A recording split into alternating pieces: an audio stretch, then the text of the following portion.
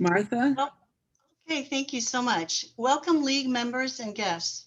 I am Martha Weiss. I'm a member of the Voter Services Committee of the League of Women Voters, Deerfield Area. I'm happy to welcome you to the Candidate Forum for those who are running for the Deerfield Public School District 109 Board of Education. Our program is being held through the Zoom webinar and will be recorded. The link to the recording will be published as soon as possible. Rebroadcasting or selecting excerpts of the proceedings or the recording are not allowed. The League of Women Voters is a 101-year-old organization that is proudly nonpartisan. We never support a party or a candidate, but we do have positions on certain public policy issues. We encourage informed and active participation in government. We work to increase understanding of major public policy issues, and we strive to influence public policy through education and advocacy. We stand firm in our commitment to empower voters and to defend democracy. Our commitment to these principles is honored through the sponsorship of such programs such as this forum, the creation of the Illinois Voters Guide that is a nonpartisan compilation of candidates of all the Illinois races, and in our support for voter registration and education programs throughout the year. Today's forum is sponsored by the League of Women Voters of the Deerfield area. We are always happy to welcome new members, so please let us know if you'd like information about joining our league. I would now like to introduce our moderator, Pat Wilder, who will explain the guidelines for today's forum and introduce the candidates. It should be noted that under league rules, the moderator may not reside within the election district of the candidates participating in the forum. Pat joined the League of Women Voters when she moved to Chicago 7 years ago. She chose to participate in League Voter Services and concentrated her efforts as the coordinator for Chicago High School voter registration and information. As coordinator, she arranged voter registration events and League volunteers with high school faculty, presented voter information to civics classes, and supplied League and Chicago Board of Elections materials to schools. During the past school closures, she also participated in recorded interviews with civics teachers for presentations to their classes. In 2019, she helped coordinate 2 aldermanic forums, which included high school student participation. Thank you, Pat, for being with us today. Pat, I'm going to interrupt for just a second here. We have a second. James, I'm going to remove this person, which I hope does not remove you as well. Oh, good. All right, we're good. Sorry about that. Proceed. All right. Welcome to this candidates forum, and thank you very much for inviting me to be your moderator. For the benefit of the audience, I'm going to explain some of the procedures for the forum, which each candidate has received ahead of time. You'll have 90 seconds for an opening statement, 90 seconds for a closing statement, and 2 minutes to answer each question. Opening statements will be offered in alphabetical order by last name and reversed in closing statements. Candidates will alternate the order in speaking for the questions that I ask. Candidate statements and responses are going to be timed. The League will be providing timekeepers and will show the candidates the remaining time on each question or statement. And unused time may not be carried over to later questions or statements. When there's a half a minute left on your speaking time, the timekeeper will hold up a card that says 30 seconds, indicating you have 30 seconds to finish your answer. At 15 seconds, the timekeeper will hold up a card that says 15 seconds. Please wrap up your answer. If you continue speaking after the stop card is held up, I will say thank you and move on to the next speaker. Candidates will have 2 minutes to answer each question posed by me and must restrict their answers to the questions asked. Exchanges between the candidates and personal references or attacks on other candidates will be ruled out of order. We're here for you to present your case for your qualifications. Questions have been determined prior to the forum by the League of Women Voters, so we will not be accepting questions from the audience. The questions were provided to the candidates beforehand. I'll begin by introducing the 8 candidates in alphabetical order who are vying for 4 board positions. First, Dana Blumberg,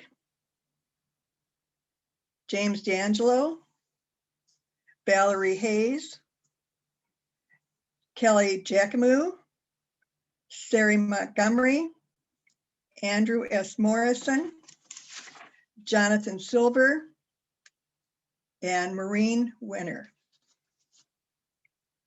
All right. If you're ready, we're going to begin with your opening statements.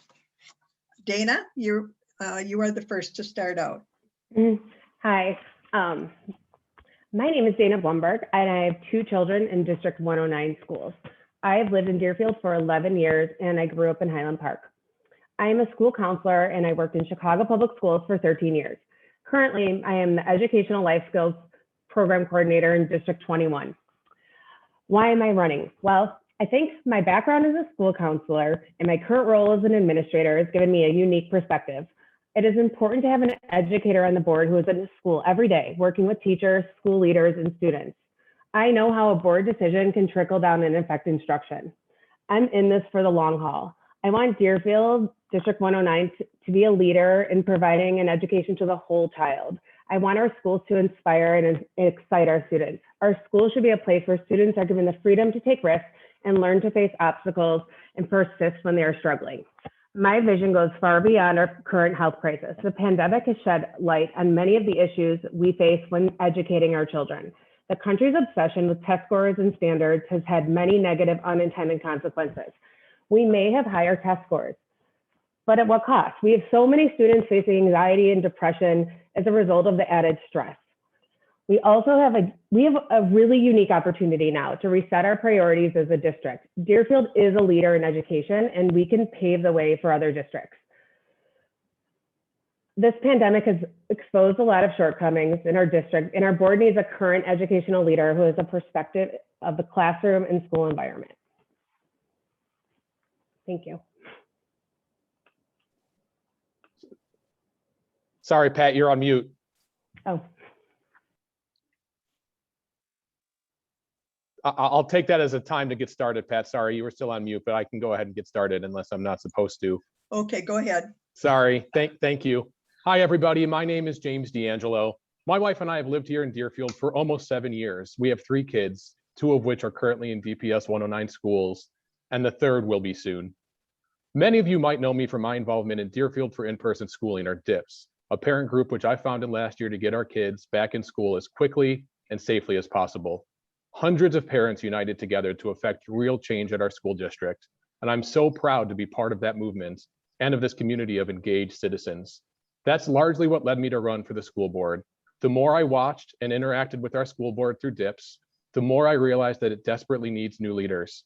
And it's not just that we need new faces. Instead, we need people who will genuinely approach the job differently. Me and the other ABC Deerfield candidates certainly fit that bill. Personally, I'm a corporate lawyer. I've been an in-house attorney for a Fortune 200 manufacturing company for the past few years. Before that, I was a finance attorney at a law firm downtown. Both of these positions have prepared me well to be an effective member of the school board. Outside of work, I coach youth baseball and youth soccer, and I'm also active in my church. I'm truly honored to be up here running alongside the other ABC Deerfield candidates, Dana, Valerie, and Jonathan.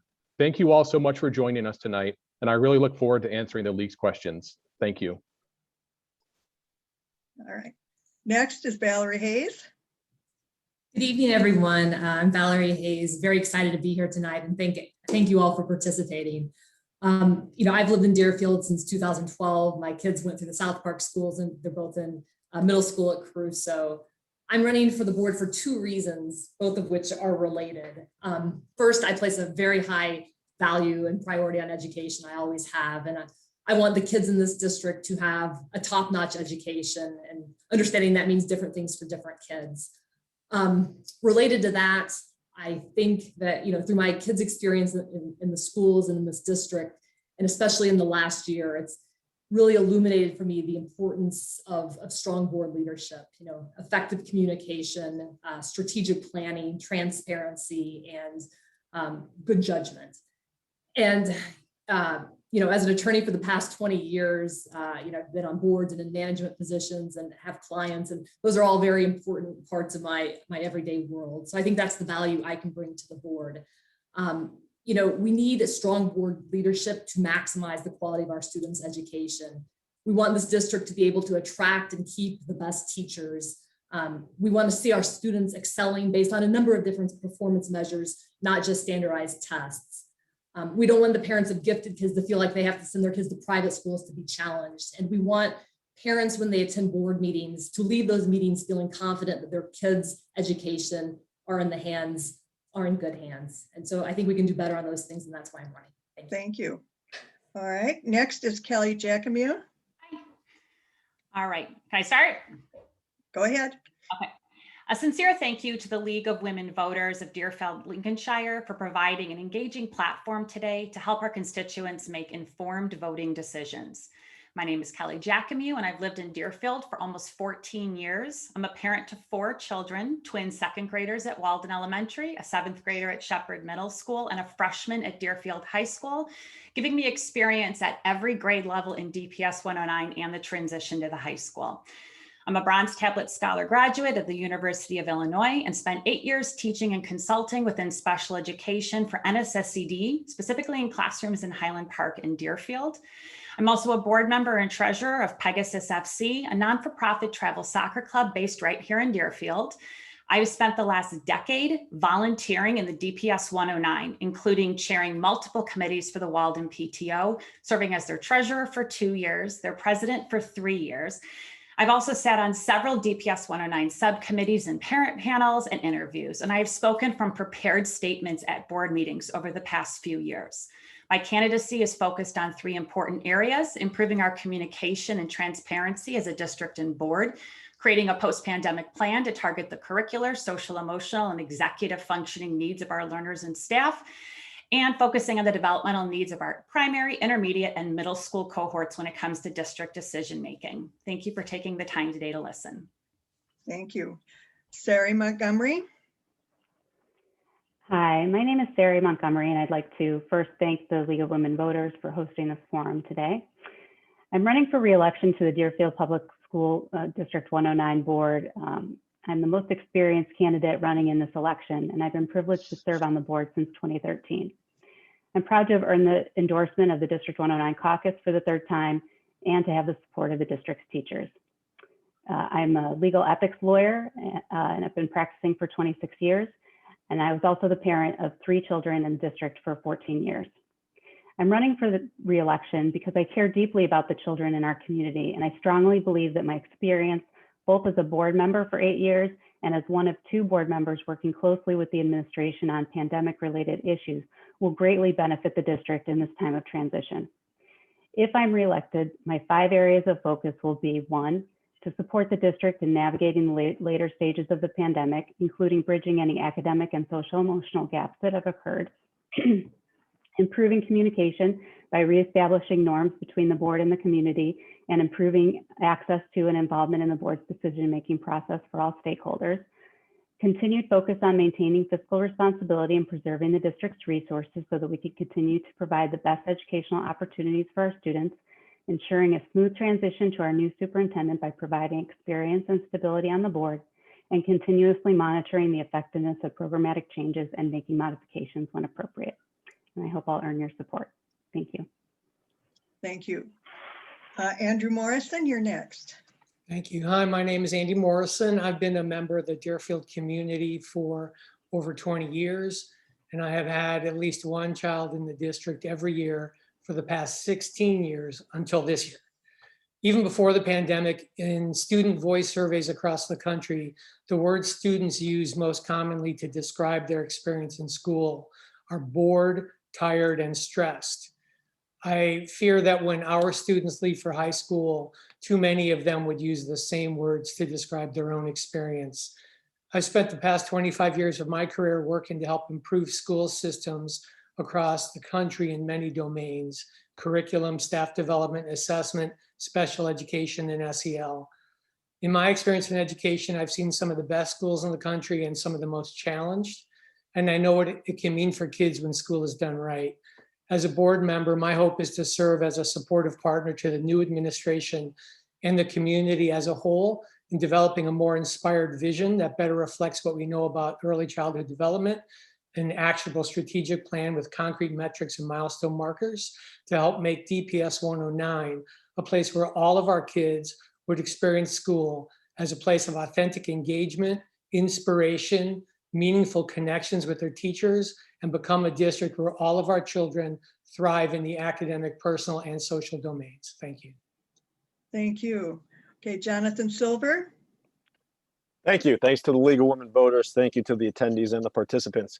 My name is Jonathan Silver. I live with my wife, Ashley, and our awesome daughters, Lily and Ava. My wife's an educator, fourth grade teacher currently. She's been an education lifer. My daughter, Lily, is a kindergartner at Walden, enjoying full-time school. And Ava is only 2, and eventually she'll be running the halls of Walden Wild. I'm a high school administrator myself. I was a psychology teacher for 5 years, and I've been a dean of students for 10 years. As I tell people, I should know better than to run for the board. It's a thankless job. It's not easy anytime, especially during a pandemic. As critical as I've been of the current board, I have empathy. It's been rough, and nobody asked for this. I've had so many great opportunities in my current job to work on restorative practices and racial equity work. And while Deerfield may appear to be racially monolithic and financially monolithic, it's not. 1 in 6 of our students are actually non-white, and I look to continue that work here. One thing about the board is the board works for the community and not the other way around. And I think we really need to work on our transparency.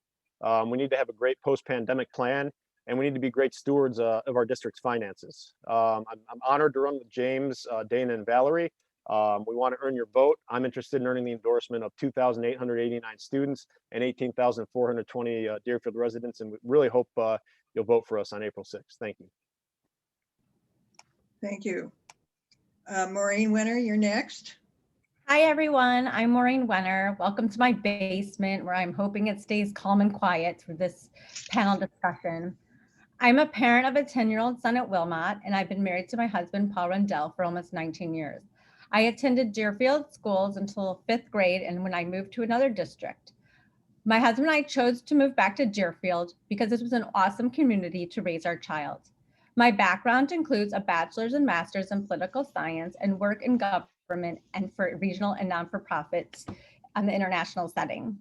I also serve as an elected official on the Deerfield Library Board as past president and current secretary, and serve on the education committee.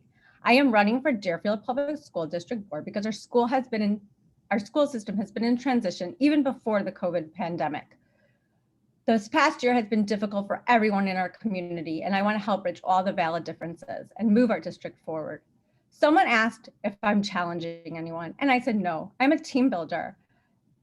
I want to bring new ideas and new ways of approaching concerns while implementing recommendations that will bring successes to this district. As a board member, I would not accept complacency and will always look for ways to improve aspects of our district and be an advocate for all students. I'm excited to share my thoughts with all of you attending tonight. Thank you. This is an important election, and it's uplifting to see everyone's participation. Thank you to the League of Women Voters. All right. Thank you. All right, we'll begin the questioning of using the questions that were selected by the League of Women Voters. And I want to advise you again not to refer to other members of the candidates. All right, let's start with James D'Angelo. The first question is, if we continue with remote learning, how do you ensure that students are actually attending? Yeah, thank you, Pat. This is a really important question, and the foundation of the question really shows how much of a failure remote learning has been for so many students. Not only are there issues with attendance, as you bring up, but study after study has shown, including just a new study that came out today by the CDC, that most students don't learn very well with remote learning. Learning loss has been huge this year, and our district greatly overestimated the efficacy of remote learning. Over the summer, we received emails of, don't worry, we're going to have a new and improved District 109 online. We all saw how that played out. Luckily, as we've all seen, our district is now offering a full in-person option, which is what so many of our parents and students have been begging for since July.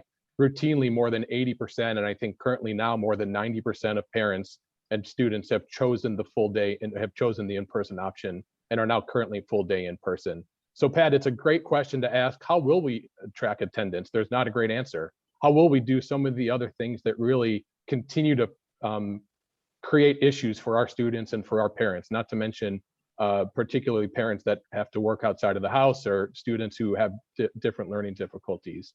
So I'm so glad that our students now have an option to be back in the class full day. And I hope that we never have to go back to an all remote situation. And I really hope that all of our leaders on the school board and the administration have learned from this past year and understand how tragic the all remote option is for so many people, especially considering the fact of how much more in-person schooling our neighboring districts have been able to offer since September.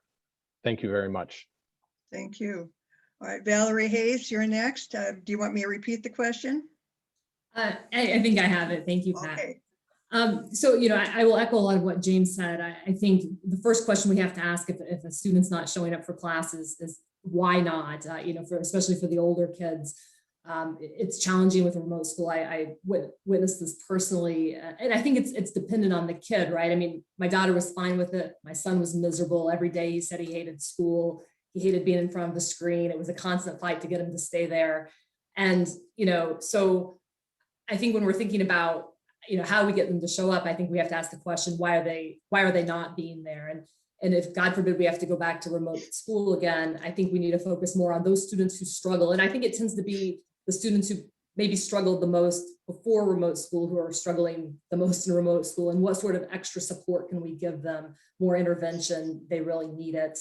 And I think, with respect to just getting the kids there, I think Caruso did a great job with, I would get emails if my son wasn't in the class when he was supposed to. Very quickly, I'd go upstairs and sure enough, he'd have trouble getting onto Zoom, or, the internet was down. And so I think that tracking of the students, the school should keep doing. I think for the younger kids, if they're not showing up, we need to look at, are these, two working parent households? What can we do to support the parents to give them extra support to make sure their kids are showing up?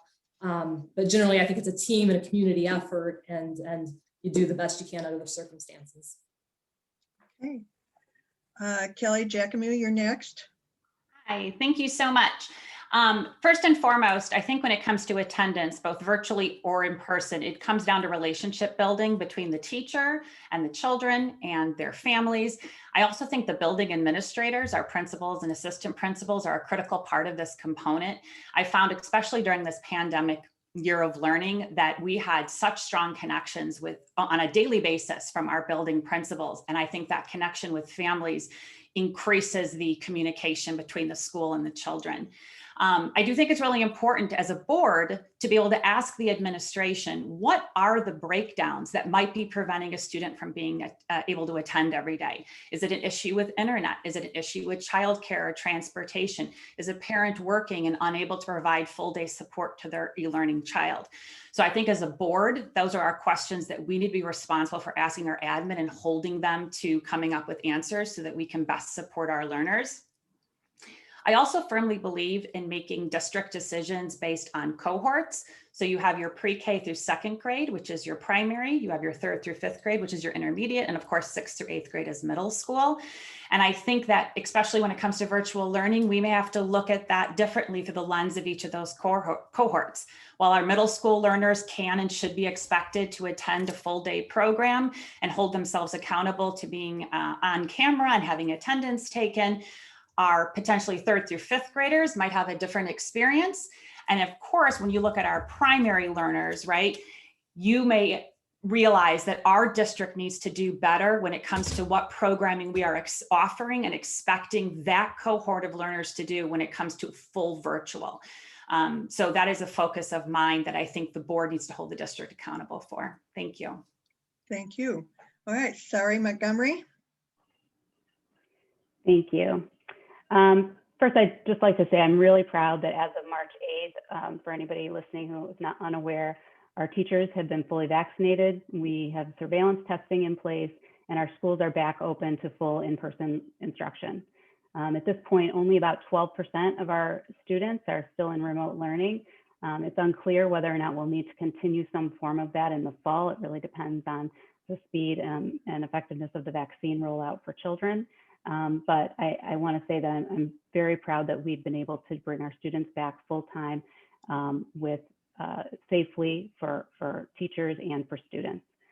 As far as, it's obviously been a really difficult year for everybody involved. whether you have children in school or not. Especially for families with working parents, it's been exceedingly hard. But the kids and the teachers, I want to say, have really risen to the challenge. What we found, and the data reflects, and there will actually be a presentation on this coming up at an upcoming board meeting, is that our students really haven't experienced the type of learning loss that we might have expected under these circumstances. They have done exceedingly well given the challenges of the pandemic.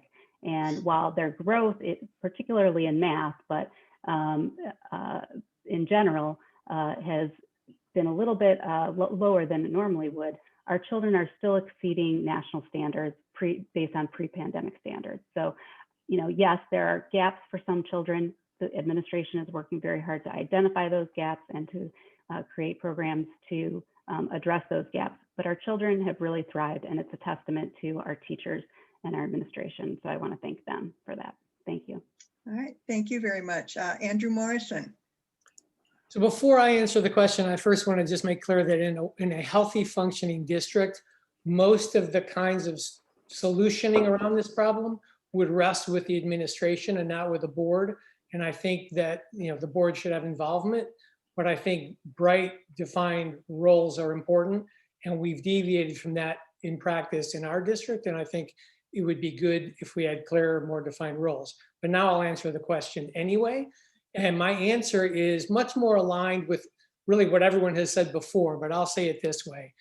If students aren't attending, the best way to improve attendance and ensure they come is to make sure that the experience is more meaningful for them. So, it's probably a problem with the experience and not a problem with our kids. And even the question itself, I think, is reflective of this mindset, which is how do we make kids attend, and not the question, why is it attendance? Why isn't the question, how do we make sure our kids are learning? How do we make sure our kids are getting something meaningful from this rather than attendance?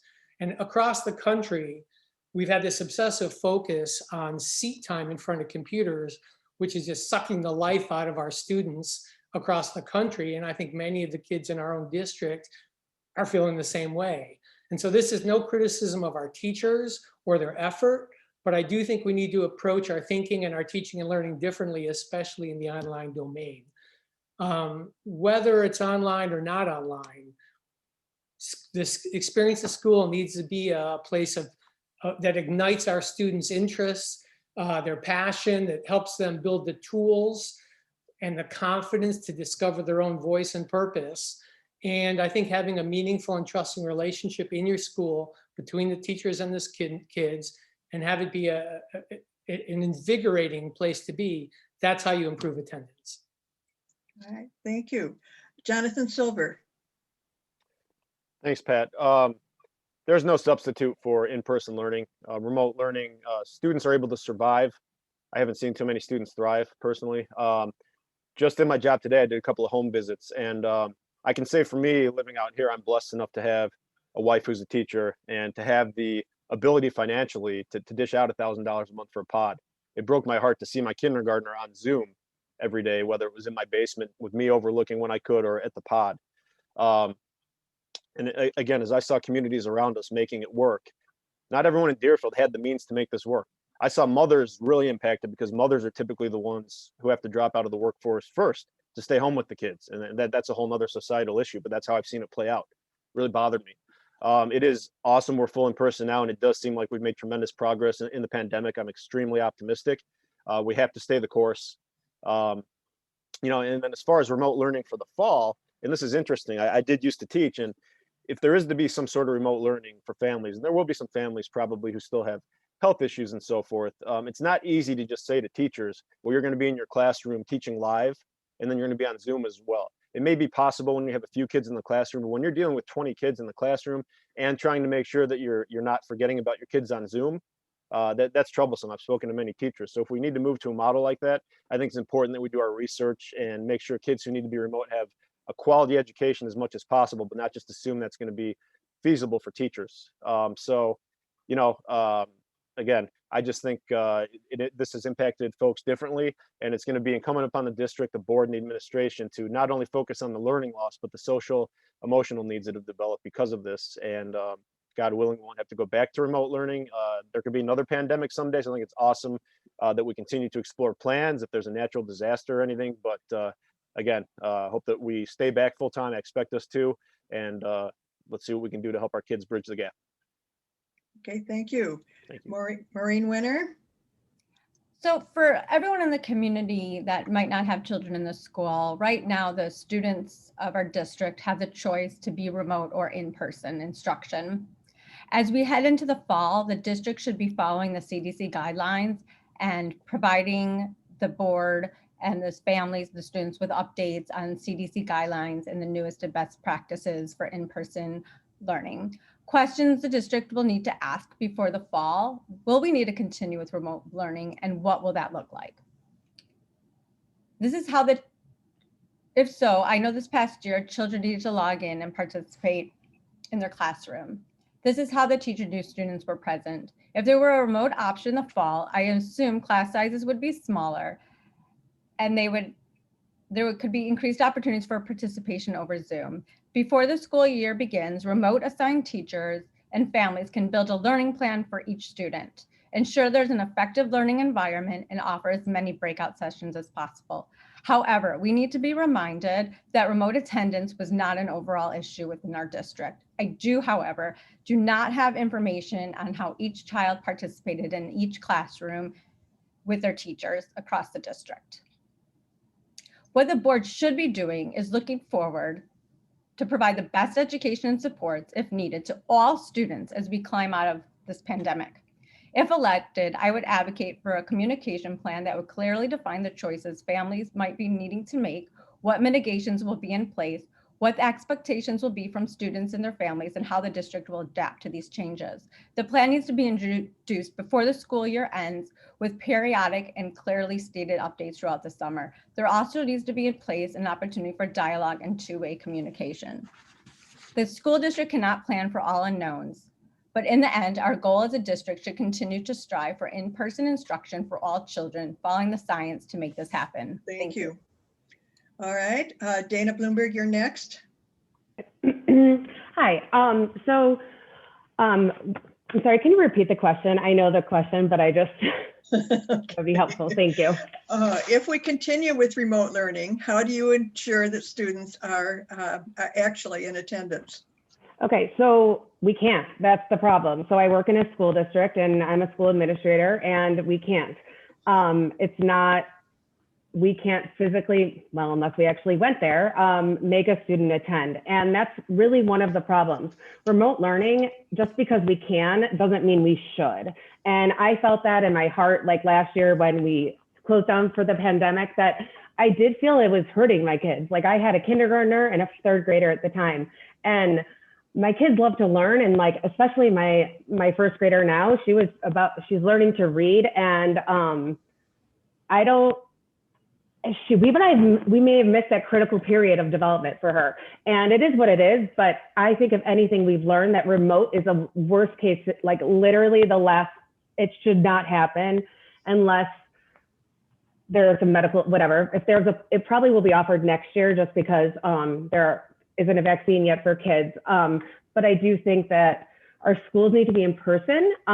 We can't mimic any of the same experiences that we have. Being in a school is an experience, and that can't be replicated online. And as far as ensuring attendance, we can't. So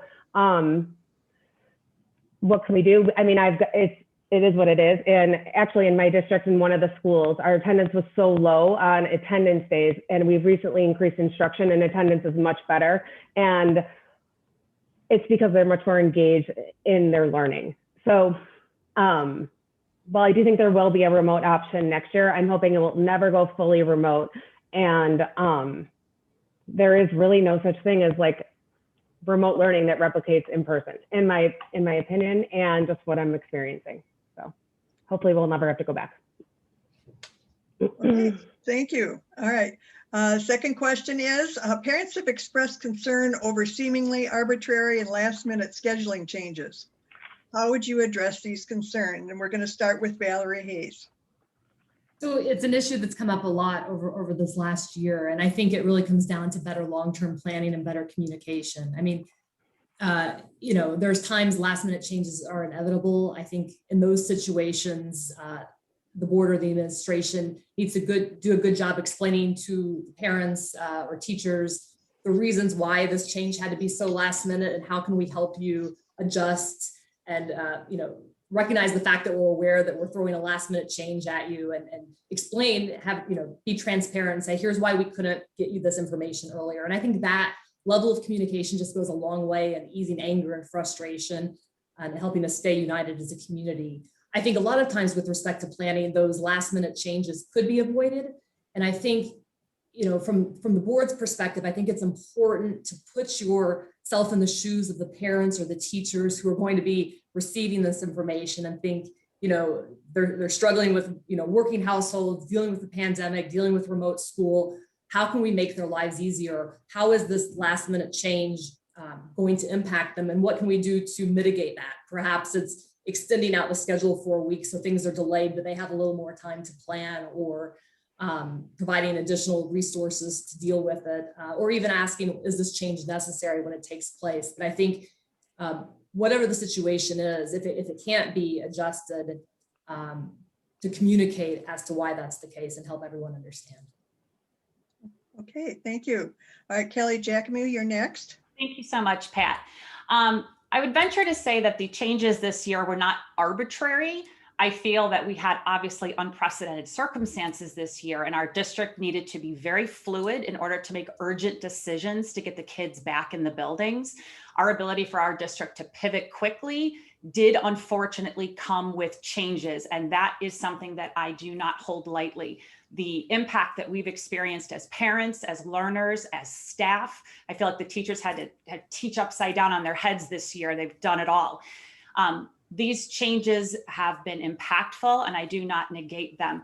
However, I understand in these very unprecedented circumstances why a few of them were necessary.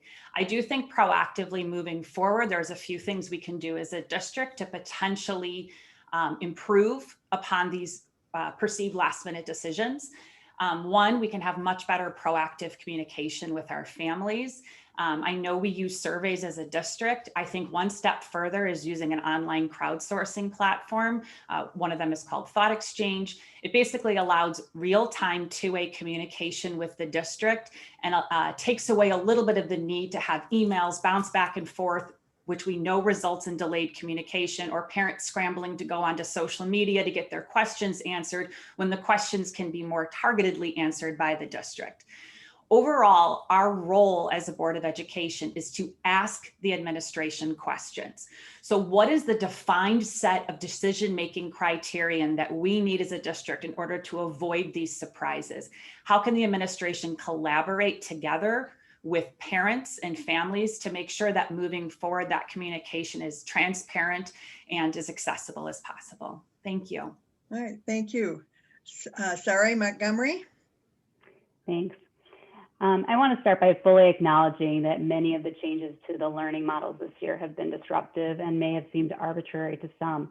The fact is that in this unprecedented situation, with constantly changing advice and guidance from medical experts and public health agencies, we've had to make the best decisions possible given the limited and sometimes conflicting information available at any given moment. Under normal circumstances, any one of the major changes that we have made this year would have been studied in depth with data collected, input from stakeholders thought through a variety of methods, and we would have taken a much more inclusive and collaborative approach in our decision-making process.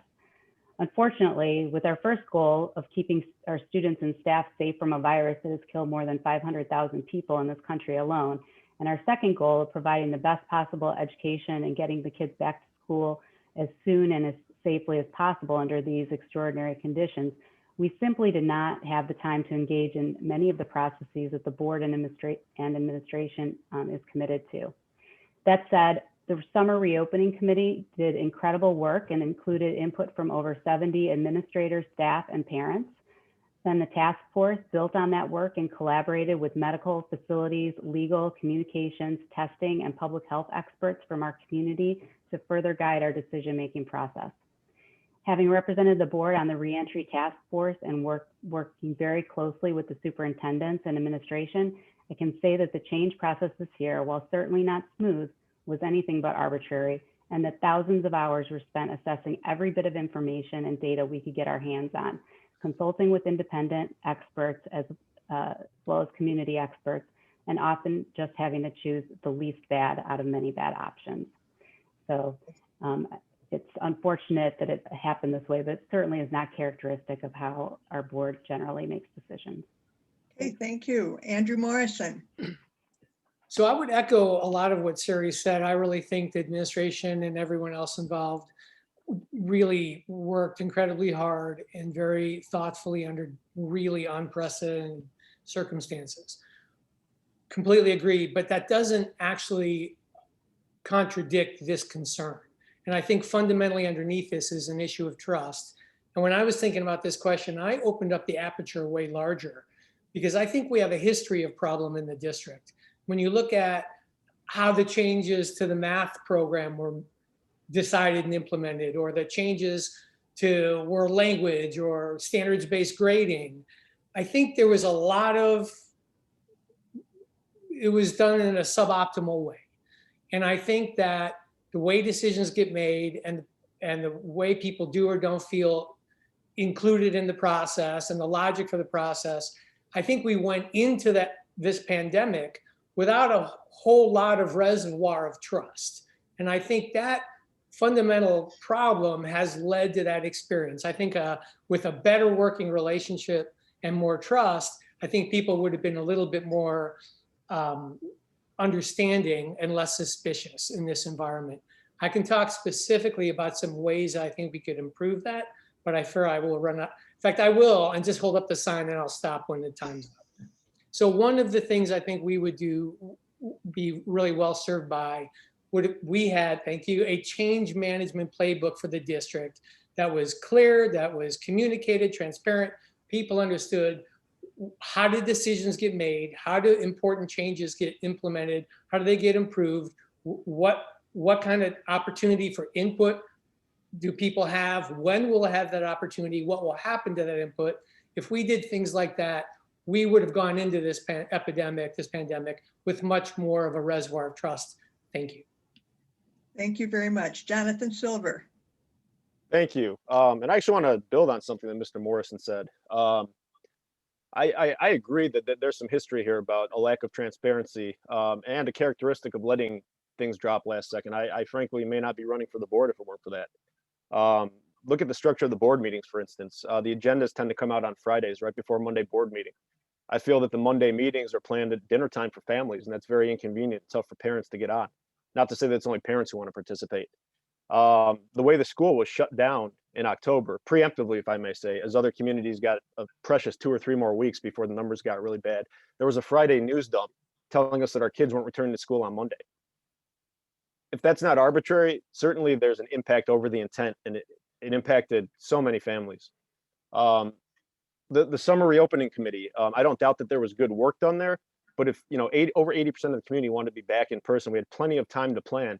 And I feel that these last minute changes, watching a 7-year-old have to change his or her teacher as we go from hybrid to remote to full in person, I feel that this could have been solved over the summer when Northbrook had a plan to go back full-time or full in person, when Lake Forest did, when Highland Park did. What was so different about Deerfield? And that's what I kept asking. And so then as I explored the history over the last few years more, like Mr. Morrison said, there has been a distrust, not only from parents in the community, from teachers as well. And we really need to work to bridge that gap. And, we need to make sure that there's no, third parties who are hired and then people benefit from it. And we need to be a little more transparent about the goings on of the board. We work for the taxpayers, the parents, the students, and the teachers. So I wish I could say that it was just with the pandemic that this practice had started, but it's been going on too long. And, I'm sorry I didn't get involved sooner. My daughter's a kindergartner and I will never lapse in my civic duty again. And even when my kids are long gone here, I'm going to make sure the district's doing what it needs to do. Thank you. All right, thank you. Maureen Wener. As a parent, to be honest, it was beyond frustrating when there were all these changes when school began in the fall. I don't think it was without thought by the district, but perhaps it could have been done differently. For instance, one of the scheduled changes was done just prior to winter break. This made it difficult because right after break, they switched back to a hybrid schedule. There was little time to get adjusted. I would have advocated that the board looked ahead at how these changes would impact students and families, found solutions that were less disruptive, and used quick surveys and Zoom breakout sessions with parents to discuss options and gather feedback. As with anything, especially during COVID, when change seems to be constant, better communication on the hows and whys is always helpful. The board needs to continue to find ways to build relationships with families. Families want to understand the hows and whys and feel like their voices are being heard when new and possibly confusing changes are on the horizon. Increased communication and dialogue will help our board be a better partner with the D109 community. This will especially be important if we end up, hopefully not, in another crisis or dynamic district decision. Thank you. Thank you. All right, Dana Blumberg. So I think over the past year, looking back, I think the district was trying to make the best decisions at the time with the information available. However, I felt like there was not the same sense of urgency that the community was feeling as far as getting our students back. And what I felt like is that we are a community of families. And I think sometimes, and as a board, we have to remember, or the board has to remember, that we're dealing with families, with childcare. I mean, personally, I was very affected by the very quick communications from the board. I work full time, my husband works full time. Neither of us can work out of the house. And I had to scramble, I'll be honest. And that was very, very stressful. Not everybody has childcare in place or somebody able to come in or a babysitter. And it was stressful for my kids.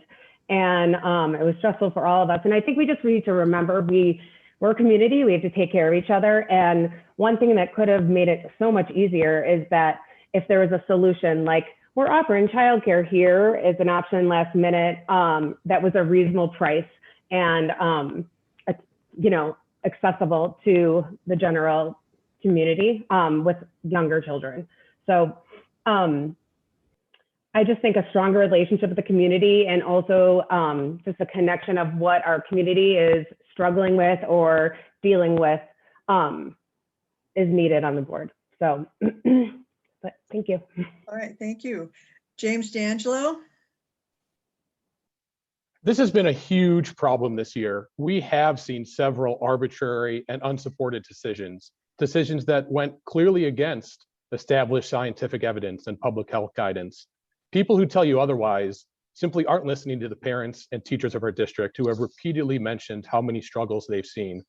We all know the pandemic has created unprecedented challenges. And I know everyone did their best and everybody worked very hard. But if you compare the outcomes in our district and how our district handled it against neighboring districts, you'll see that our district did a uniquely bad job. When in the past has Deerfield ever had an excuse to do uniquely bad? We have resources, we have people who care. It's simply inexcusable. We can't let that continue. We need people on the board who will make the right decisions at the right time. As others have said though, our district's issues with communication, transparency, and trust have long predated the current pandemic. Issues related to standard-based grading, world languages, our gifted program, the list goes on. We need to completely overhaul our communications and community participation processes. For example, the board must give more notice for upcoming actions. One business day isn't enough. Agenda items need more description so parents and other community members can actively engage. Parents and teachers can better prepare to give real guidance and real expert opinion to the board. We don't need faster communication. We don't need immediate communication. We just need good communication. More advance notice, more opportunities for real community engagement with real dialogue. Our community residents and teachers are our district's best assets. Let them talk. Importantly, though, I think we need less task forces and less committees. These are not accountable to the taxpayers and have historically supported some of our district's most troubling decisions, including standards-based grading changes and the dismantling of our gifted programs. These are changes that the board can and must make very quickly. Thank you. Thank you. All right, now we'll move on to question number 3. And what are your views on after-school programs and opportunities for socialization as we move forward into the future? And we'll begin with Kelly Jackmiw. Hi, and Pat, that is a really fabulous question, and it's very near and dear to me. We're all aware that social emotional learning is intensely critical for our students, specifically after this past year of disrupted pandemic learning.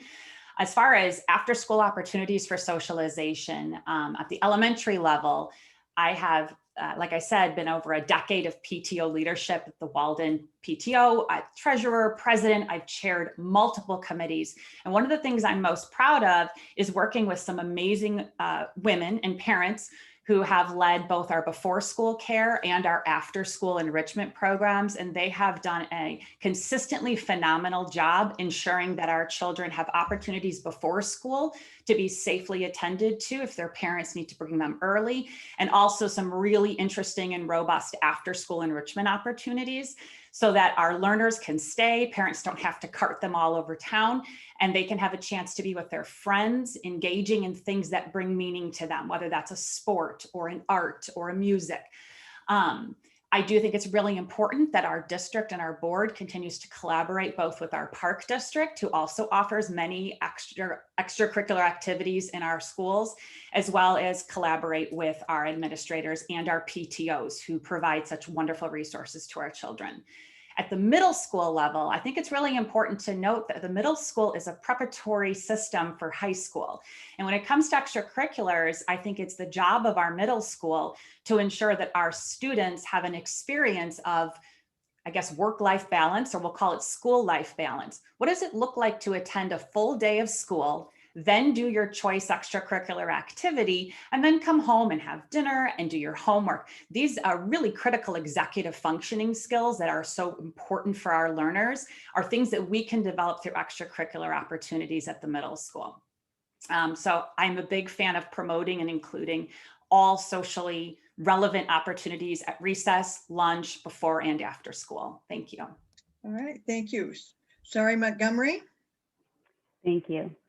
So this is an issue that's also near and dear to my heart. When my children were younger at Wilmot, I ran the after-school enrichment program for many years there. So I fully support after-school programming, and I think it's really critical to providing opportunities for social emotional growth of our children. These days, the Park District actually runs most of the after-school enrichment programs, as opposed to the PTOs. And so they are able to do it in a more efficient way and provide more opportunities. And I fully support continuing to offer all of these opportunities at our buildings, hopefully in person as time goes on and we get back to more normal. It's also really important to offer socialization opportunities for students who have chosen to stay remote. And whether that's creating opportunities for outdoor in-person activities, following all guidelines, or interactive activities on Zoom for the time being, I think we need to make sure that we incorporate opportunities for those students as well. Our middle schools in particular have been working towards enhancing these opportunities for all students during the pandemic. Even when we're not in the pandemic, though, both our middle and elementary schools are constantly assessing the offerings for socialization with the goal of including every student in at least one extracurricular activity. The participation in all extracurriculars is tracked, and extra efforts are made to reach out to those students who might not be participating in any school-based activities to determine where their interests might lie. On a personal note, I recall when my son was in middle school and was having a hard time socially, and the staff helped him start a Doctor Who club, which not only helped boost his confidence, but brought together students with a common interest who might not otherwise have been friends. So these types of efforts are really critical to ensuring the social emotional health of our children, and I fully support them. Thanks. Thank you. Andrew Morrison. So, excuse me, I, of course, am all for it, after school and enrichment activities, and even more than we had before the pandemic. And I think from great challenges come great opportunities, and I think we can do even better than we were doing before. We live in a community where our kids are in constant competition. Dancing has winners and losers.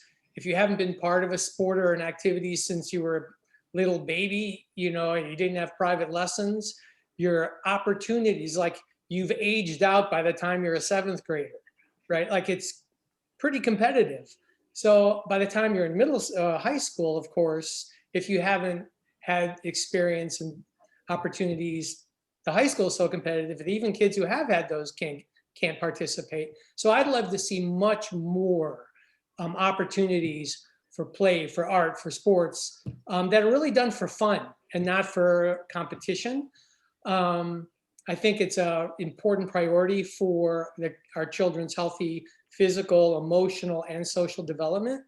But it also has a lot of impact through the lens of equity. We're increasingly talking about equity in this district. Let's make, the way a lot of our activities are done in this community, there's a lot of barriers to participation. And there is issues around cost, access, awareness, social networks, different advantages and different barriers for a lot of different folks in the community. So I'd like to see a lot more and a lot less competitive, just for the pure joy of it. Okay, thank you. Jonathan Silver. Thank you. So from personal experience, my kindergartner who comes home on Mondays and talks about how she learned about Australia, she says, in Amazing Minds, brings home art projects, and I don't mind getting glue all over myself because the projects are so cool. And then as a high school former teacher and administrator, I've seen at that level, sponsoring Model UN, sponsoring students advocating for equity where my students of color had a voice. And in clubs like that, and in clubs even in our grades where kids don't feel connected to the school, sometimes it's the extracurriculars that help them with the buy-in. If they can connect to the school or the park district through that means and make friends there, but the key is outreach.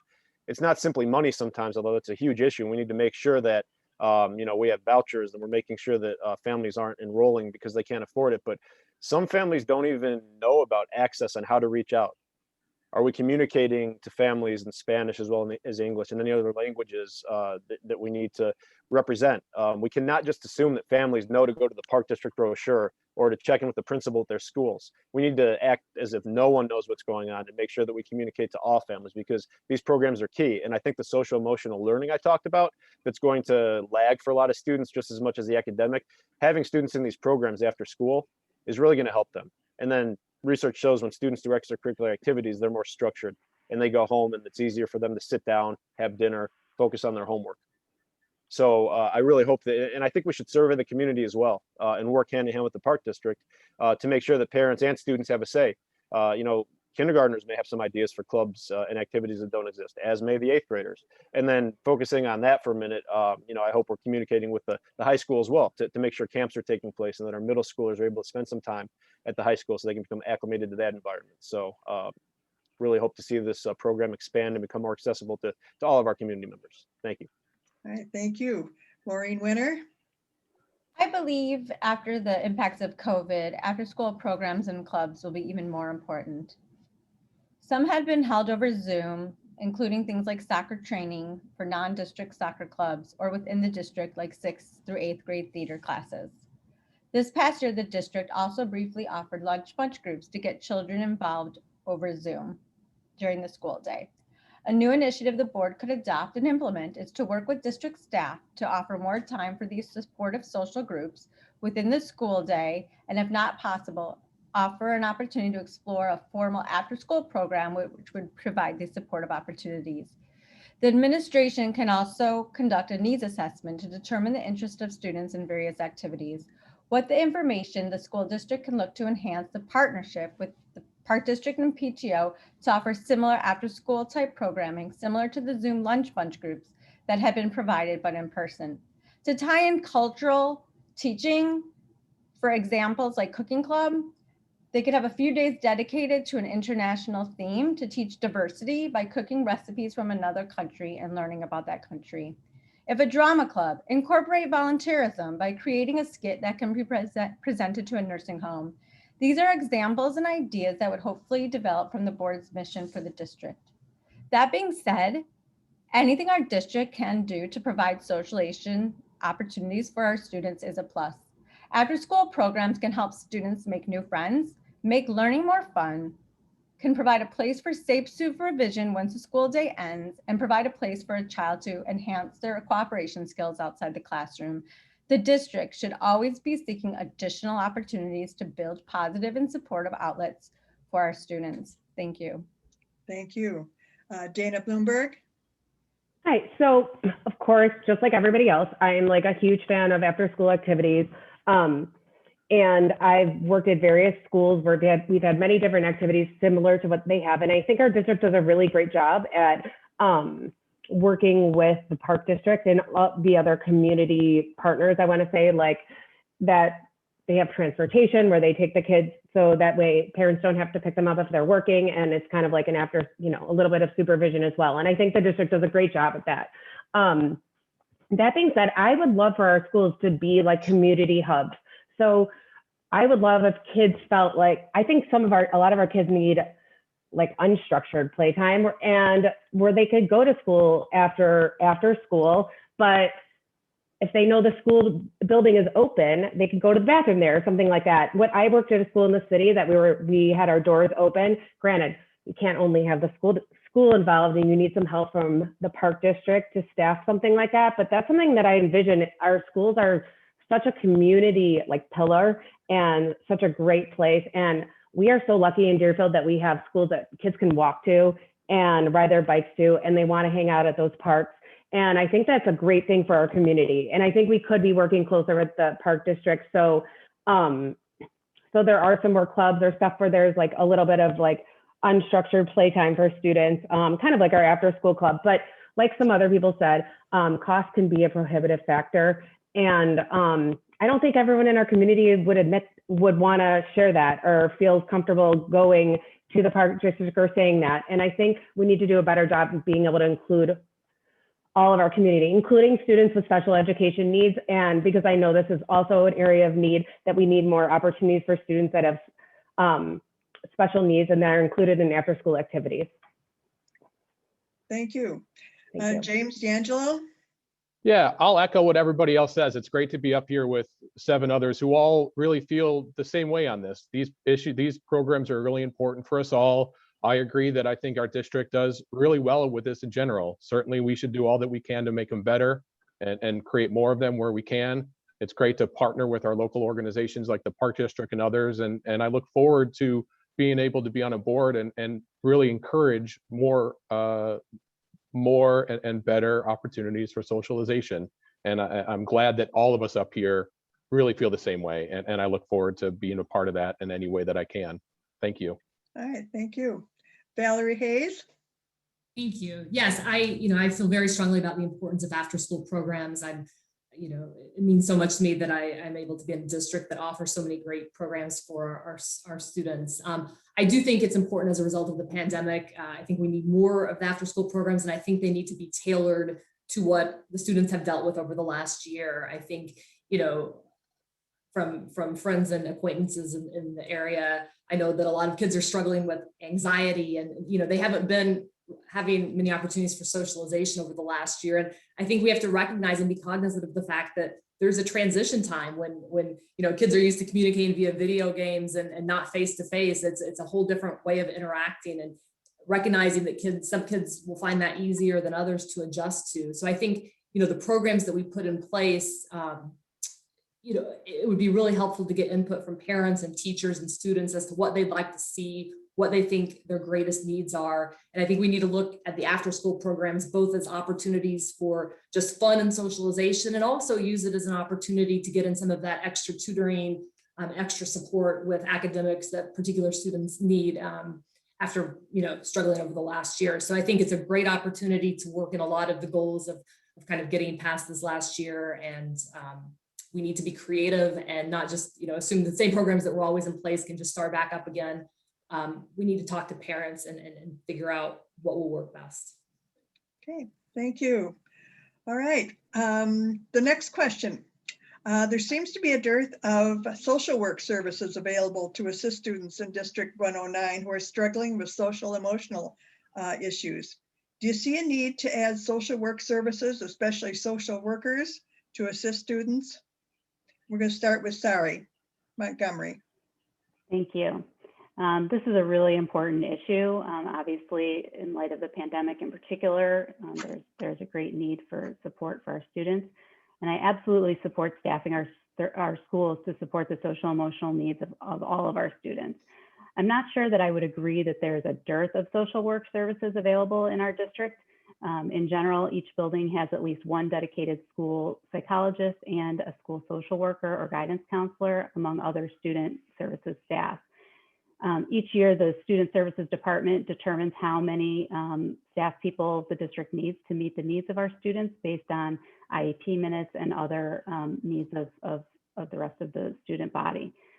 During my time on the board, there have definitely been years where we've increased the headcount for social workers, and I can't recall any instance in my 8 years on the board when the board denied a request for additional staff for social work or other measures to support students who struggle with social emotional issues. In contrast, we've actually made significant investments in implementing research-based social emotional curriculum, extending the highly successful Leader in Me programming throughout the district, providing extensive high-quality professional development regarding these issues for all of our staff, as well as providing support to individual students as needed. So, this is really something that comes from the administration and Student Services Department. The board relies on them to tell us what resources are needed to meet the needs of the students. And of course, if the Student Services Department determines that additional resources are needed to meet the social and emotional needs of our students, particularly in light of this most challenging year, I would absolutely support that recommendation. Thank you. All right, thank you. Andrew Morrison? So it's my impression that, in fact, the Student Services Department historically has been appropriately staffed to address the needs of the kids. I don't have any specialized knowledge, but I would say it stands to reason after the year we've just had that the demand is greater than it was, and we were staffed for pre-COVID levels. So I don't know, but it stands to reason there probably is an imbalance between the demand and the supply. And so if in fact that's the case, I, and I'm sure everyone else on this call, would be very supportive of making sure that our kids had the resources and supports they need. But I think that that is a sort of a stopgap measure to address our kids who are struggling and have their kind of COVID-related trauma and other struggles addressed. But that's not really the solution, right? The solution is to evaluate what we as a school district and as a larger community can do to help create a healthier, more supportive environment for the kids, and really try to address the problem at the root cause rather than simply permit kids to struggle and then give them the services. So why do we have kids who are struggling in this community? Of course, it's unavoidable to have some, but is there something we could do to improve the health and well-being of our kids? So, I hate to keep coming back to kind of the SEL piece of this, but kids who have found or are finding purpose and meaning and connections and are authentically engaged and interested and connected, they're happier and healthier kids. And I think that's where we ought to also be focusing. All right, thank you. Jonathan Silver. Thanks, Pat. Obviously social emotional learning needs to be front and center with academics, as I've mentioned. I believe Ms. Montgomery mentioned 12% of students are still remote. Presumably, let's hope they're back next year, but they may not be. But either case, we have 1 in 8 students who right now, based on those numbers, still not in the building. And I'm really fearful of our ability to recognize the supports they may need next year, because they may have still not been in the classroom with the teacher all year. And our teachers are great, but to put that kind of burden on a teacher, to make it incumbent on a teacher to try and detect what deficits there may be is an awful challenge. So I think we absolutely need to do an audit and anticipate what the fall may bring, and not just throw away the last few months either. Our students are back now and the transition is ongoing. So I hope we're paying attention to that. I have not heard that we lack social work services. I have seen folks in social media kind of desperately asking, what can I do? And I don't think that's a good thing. I think that we need to advertise the services we have more. So I don't necessarily think it's that our resources lack right now. I think it's about the process. Throughout the year, I personally witnessed some students with IEPs who were able to get back in the building pretty early on. And these are students who, in a few cases, I would consider high functioning IEP kids. And then I witnessed other kids and families whose child may not have had an IEP for a variety of reasons. Maybe they tried and they were turned down. Maybe they didn't know how to go through the process, but because they didn't have the IEP tag, they couldn't get back in the building, which is all to say, I think our social workers we have now are great. Let's be on the lookout to see if we need to hire more, but we need to figure out how we're going to determine what the kids need. And certainly with administration and student services, keeping in touch with the classroom teachers and the parents are base number one, but we have to continue to monitor that as we go into next year. And we need to watch our resources. Our taxpayers have struggled too, but if we're going to throw a few bucks at something, auditing student services to make sure students are going to be okay socially, emotionally, it's worth every penny. Okay, Maureen Wener. Social emotional learning has really skyrocketed over the past few years. Our district is so fortunate to have some of the best social emotional specialists in our schools. These specialists are able to help those children that are identified as needing assistance or ad hoc needs who need extra support. These specialists, along with other district staff, are using instruction time to teach the 5 components of self-awareness, self-management, responsible decision-making, relationship skills, and social awareness. But there are some areas we could be doing better as it relates to the social and emotional health of our children. For example, I asked my neighbor whose daughter started Crusoe this year if she knew who to reach out to if she needed social emotional help. The student nor the mom were informed of resources or of personnel if needed for emotional support. I believe on day one, every child needs to know how to access help if needed and what district resources are available. As school resumes and continues to a post-COVID structure, the district absolutely needs to put together a cohesive task force that will find ways to identify students who may be suffering. A report came out that 1 of 3 children are experiencing emotional distress from the COVID pandemic, and it was also stated that this statistic was probably underreported. The district must ensure that we have the staff to help. I propose a call-in center type program, especially over the next year as we recover from this pandemic. This would be a dedicated staff member or more if needed, who can answer calls, emails from any student in the district if they needed help, and perhaps faculty as well.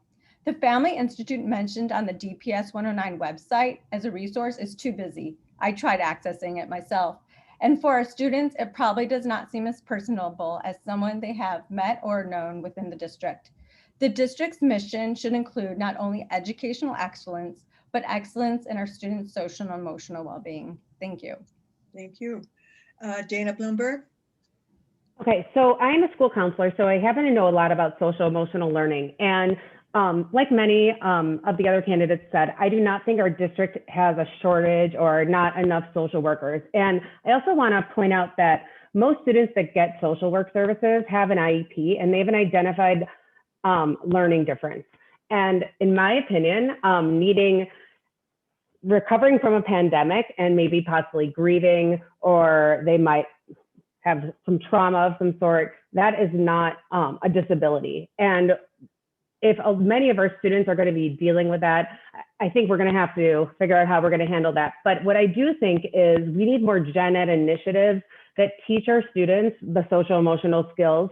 I know we have a school counselor. I'm not exactly sure what the roles are at each school, but usually in school counselors typically work with all different kinds of students, but I think we need more stuff that is talked about in the classroom.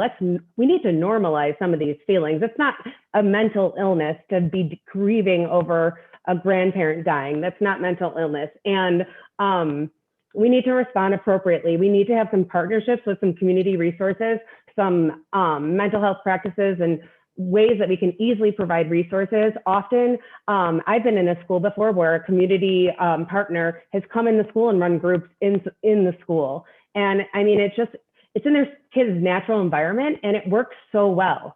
I think there's a lot of things that we can do to be proactive going forward. And I think it doesn't just come from our school and our teachers. I don't think we can put so much more on them, but I do think it needs to be a school-wide effort towards teaching proactive social emotional skills. And we need to work with some partners and determine what our needs are going forward. All right, thank you. James D'Angelo. Yeah, this is another area where I agree with many of these others up here. I think our district has historically done a pretty good job of being able to hire staff to appropriately meet the needs of our students requiring special services. And I'd also applaud the administration in finding creative ways for staff to schedule and work in multiple buildings to meet the needs of student requirements in a given year, especially as it changes from year to year. I think being really responsible with our resources and being flexible and adaptive has historically been a strength in this area for our district. The challenge is, I think this year, the district greatly underestimated the social emotional challenges that our students would suffer from all remote learning. Luckily, that remote learning challenge is largely behind us, and hopefully it stays that way. Coming out of this pandemic, especially though, the question will be, how are we identifying students who require additional social emotional support? And is our identification process working? Are we finding those students who need help? Are there more students falling through the cracks? Once we are able to accurately identify all of the students who need social emotional support from a specialist, then as a district, we can appropriately staff according to that need. But the way that we identify that need needs to be reevaluated for its validity and accuracy. And we need a school board who's ready and willing to ask those difficult questions and probe the administration's plans and proposals. Thank you. Okay, Valerie Hayes. Yes, I don't think we can fully answer the question of whether we need more social workers until we get our arms around which students are suffering and struggling and what sort of supports they need. And I think we need to have a very concrete action plan for, how are we going to go about making those assessments? And then once we have that information, what are we going to do about it? And that depends on what the needs are. So I really think we need to really focus on putting that plan into place and of how we're going to assess what our students need. And I do think, our district has been very good with IEP plans and the support. I do think, in my experience, there might be a slight gap between, 504 plans and IEP. You kind of need more. If you're on a 504 plan, there's instances where you need more direct intervention with the teacher, but you don't really qualify for that piece unless you're on the IEP. And how can we get more resources in the classroom for joint teaching and having those students who could really benefit from that extra one-on-one teacher interaction? How can more kids have that access? In addition to more social workers, I think we really want to focus on giving parents, in small group opportunities, more coaching on ways they can identify social and emotional issues their kids are having and how the parents can help as well and be kind of part of the team and working with the school together. All right, Kelly Jackmiw, you're next. Thank you. When I thought about this question, one of the first things that came to mind was the dozens of parent-teacher conferences I've had over the years. And I reflect personally, one of the biggest questions I've always asked my kids' teachers in the few minutes we have together is, how is my kid doing, right? Not how are they writing, how are they reading back? And although those are critically important factors, how are they doing? Are they playing with friends at recess? Do they look happy? And I think that is a pre-pandemic question in need of parents. That is a current pandemic question in need of parents, and will certainly be a post-pandemic question in need. I think our role as board members is to look to the administrators, the social workers, the staff, and most importantly, to the parents and learners themselves. How do you feel the SEL needs are being met for your building or your classroom or your child? How do the students' needs impact their ability to learn and navigate across the day? What about our staff in particular? This year has been very traumatic for them also. What would potentially be some of the social emotional needs that they might have, or some professional development that we can offer over the summer to help them become better prepared to identify children in the fall that might be struggling in a way that in the past may not have been? I also think that there are ways outside of just the category of a social worker that we can support our students in our district. Running lunch groups, having opportunities to support kids at recess, training our recess supervisors to know what to look for in terms of children who might be left out of a group, children might be experiencing some bullying, having really unique opportunities. My kids loved the opportunity to go to the library and do Legos during recess when they weren't finding friend groups to play with on the playground. So making sure that our districts have plenty of opportunities for very diverse learners who have very different social and emotional needs to have safe spaces and for growth and learning. Thank you. Thank you very much. Unfortunately, we're running close to the end of our allotted time, so I'm going to have to move to your closing statements. If you want to get ready for those, we'll go in reverse alphabetical order, like I said in the beginning. So that means Maureen Wener, you'll be starting first. With the last name like Wener, I never get to go first, so this is very exciting for me. Thank you very much. Deerfield District School District 109 is synonymous with best in class. When people ask where you are from and you say Deerfield, their response should always be, wow, that's a great school district. The Board of Education plays a critical role in creating this great school district. I recognize we are fortunate to live in such a community where education is paramount and our decisions on new initiatives are decisions that as a board member go beyond just a 4-year term. If elected as a member of the board, I will ask in-depth questions about policy and programs so that we as a community understand the value they will bring to the classroom. I will encourage the proposal of new initiatives to improve the education of our children. I will listen to and reflect the concerns of our community and work collaboratively with fellow board members to improve our schools. This is a very competitive election and there is a lot of passion, rightly so, because our children and community deserve the best. In the end, regardless of the results, we all have to put aside our differences and come together for the betterment of our children and community. We have to actively encourage the sharing of ideas and opinions. My goal will always be to assess what is best for our students and schools. It would be an honor to serve on the DPS 109 Board of Education. Thank you to the League of Women Voters for hosting tonight's event. Thank you to my fellow candidates. This will be an opportunity for bringing new voices to our school board. Thank you to all for listening in. No matter how you vote, please remember to do on or before April 6th. Thank you so much. Have a good night. Okay, Jonathan Silver, you're next. Thanks, Pat, and the League of Women Voters. I just want to say, name it. Kelly, Sari, Maureen, Andy, Val, James, Dana. I believe that all of us are up here for the right reasons. I do. I believe we all want what's best for children. I don't say that lightly, and we're in it for the right reasons. I do know some folks on various boards I've been privy to who are maybe there due to ego or power, but I just want to make clear, I don't believe anyone up on this virtual stage is. I just believe there are different means to get to the ends, and I do believe that ABC Deerfield has challenged the status quo and laid out an extensive platform. We want to build back the trust that's been lost over the past few years from teachers and parents. I think it was telling at a July board meeting where a board member actually verbalized and said that if we open schools right now, the teachers may lose more trust in us, and they've already lost trust. That was the gist of what he said. That really stopped me in my tracks. I listened to parents crying and pleading on 2-minute voicemails, which was the only way they could get through to the board throughout the year. We need to do better. I believe the choice is clear. If you believe it's time for our schools to be the pillars of our community again as they once were, ABC Deerfield is your choice. We will take on that challenge. We will make it so. Dana, James, Valerie, and I stand willing and ready to serve. Give us a chance. Give us your vote. We give you our word that we will come through for your children. Thank you. Andrew Morrison.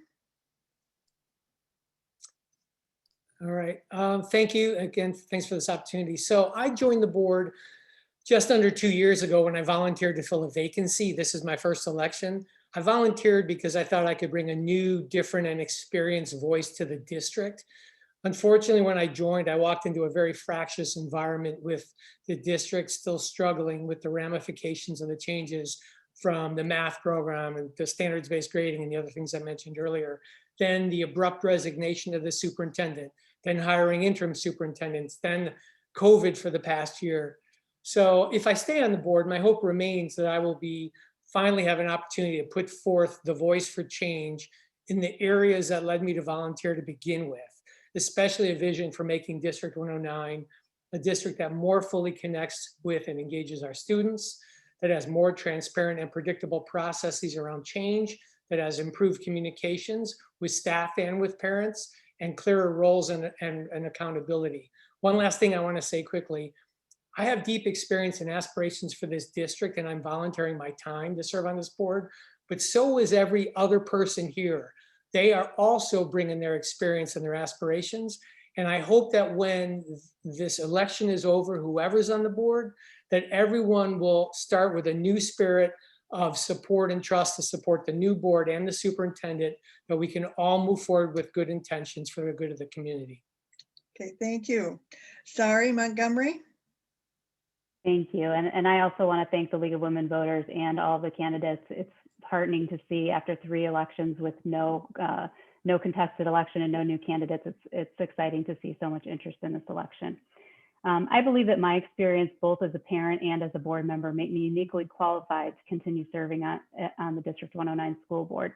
As a parent of 3 children with diverse learning needs, I experienced the district's delivery of gifted education, special education services, and the regular education curriculum. As a board member, I'm well versed in all aspects of the district's operations, as well as every facet of its COVID response. I've worked collaboratively and will continue to work collaboratively and effectively with other board members, administrators, teachers, parents, and community members on numerous initiatives which have greatly benefited our students and our community. During my tenure on the board, 5 out of our 6 schools have been designated Blue Ribbon schools by the U.S. Department of Education. We've made continuous improvements in student achievement while maintaining a focus on and investing in social emotional needs of our students. We've responsibly managed the taxpayer funds entrusted to us, maintaining a balanced budget, reducing fees, and abating over $4.5 million in taxes. And we've implemented full-day tuition-free kindergarten and established a diversity, equity, and inclusion committee. With the new superintendent, at least 2 new board members, and continuing to navigate the pandemic, I believe that my experience and proven track record of success will benefit the children of our district and our community. And I hope that you'll support me on April 6th. Thank you. Thank you. Kelly Jackymou. Unmuted. Okay. Thank you, guys. Thank you, League of Women Voters. I really appreciate the time everyone took tonight to learn more about the candidacy platforms of all of those running for DPS 109 Board of Education. I believe in our district and I believe in our educators. I believe our school board can be a place of respectful discourse between each other and parents, staff, and administrators. All planning and decisions can be done with fidelity because it's best for children. I believe that parents, staff, and specifically students need to be an integral part of developing solutions to our district's needs. I believe we need to create the conditions and provide the support to set the new superintendent, Mike Simic, up for success.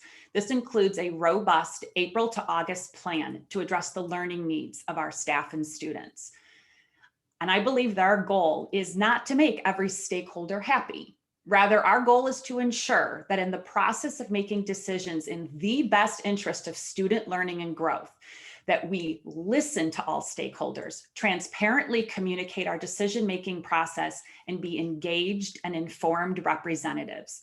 Board of Education members are a conduit between constituent voices and district decisions, and I would be honored to earn your vote and serve our community with character, integrity, compassion, and commitment. Thank you. Thank you. Valerie Hayes. Thank you. I think one of the messages we have heard tonight in many different ways is that we can do better in this district. And as just one more example that I'll point out, because I think it ties in everything we've been talking about, I encourage everyone to go back and look at our Board of Education approved strategic plan for this district. It was last updated in 2017. And as a side note, I think, it's a 5-year plan. I think we need to be updating the strategic plans more frequently than every 5 years. But, if you look at the plan, it has, great goals, great objectives, but absolutely no concrete action plan in terms of how we get there. It has no benchmarks or indicators to track whether we're making progress in reaching our goals.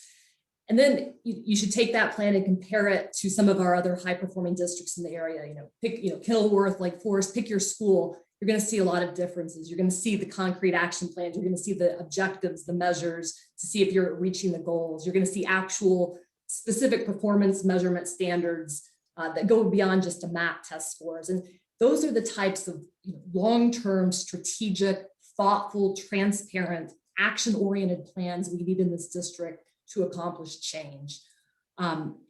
We can do better, and I hope that everyone in this district votes for those candidates that you believe can effectuate that change. And if that's me, I'm in 110% because I recognize how important education is in this district. I want to thank the Women's League of Voters. This was incredibly helpful tonight, and I appreciate everyone participating, and thank you to the candidates. Thank you. James D'Angelo. This election gives our district the chance to restart and begin from a fresh slate. We have a new superintendent starting in a few weeks. We have so many students that are just starting to get over an extremely traumatic year. Parents and teachers alike are tired and frustrated. Our community simply doesn't trust our school board and administration. There have been countless recent board decisions, as we've all heard tonight. that have led to controversies and community unrest, almost unending. This has been damaging to our district. We've all seen the challenges, and now is the time to think about how we get through them. We need to fix our issues with communication and transparency. And now's the time to bring in new leaders who will fix those issues. These issues are not new, as we've all heard. They've been around for years. It's time to bring in new faces and realign the outlook of our district. Now's the chance to reunite our community together, our parents, our teachers, our students alike.